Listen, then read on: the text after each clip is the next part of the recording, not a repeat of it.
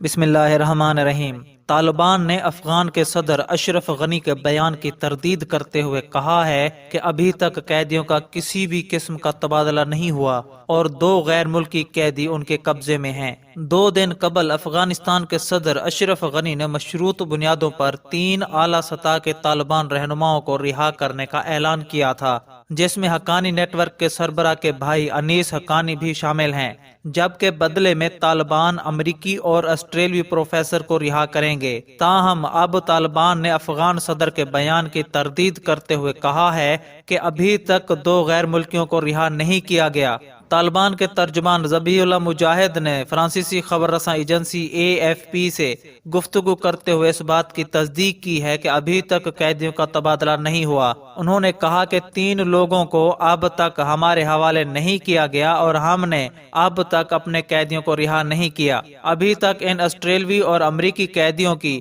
قسمت کا فیصلہ نہیں ہوا، لیکن اشرف غنی نے بتایا تھا کہ ان دونوں غیر ملکی شہریوں کی صحت دن بدن خراب ہو رہی ہے اور ان کی رہائی سے امن مذاکرات کی راہ ہموار ہوگی۔ ابھی تک قیدیوں کی رہائی کی التوا کی وجہ سمجھ نہیں آ سکی اور افغان حکام نے اس حوالے سے کوئی بیان جاری نہیں کیا، جبکہ آسٹریلوی حکام کا بھی کہنا ہے کہ وہ اس معاملے پر کوئی تبصرہ کرنا نہیں چاہتے۔ طالبان کے دور حکومت میں اہم عہدے پر فائز وحید نے کہا ہے کہ قیدیوں کا تبادلہ اب بھی ہو سکتا ہے اور قیدیوں کے تبادلے میں التوا کی ممکنہ وجہ بھروسے کا فقدان ہو سکتی ہے۔ انہوں نے کہا کہ اصل مسئلہ یہ ہے کہ ہو سکتا ہے جلد ڈونلڈ ٹرمپ یا کسی امریکی عہدیدار کی جانب سے ٹویٹ کر دی جائے کہ اب یہ معاہدہ نہیں ہو سکتا ہے، جیسا کہ امن معاہدے کے موقع پر ہوا تھا۔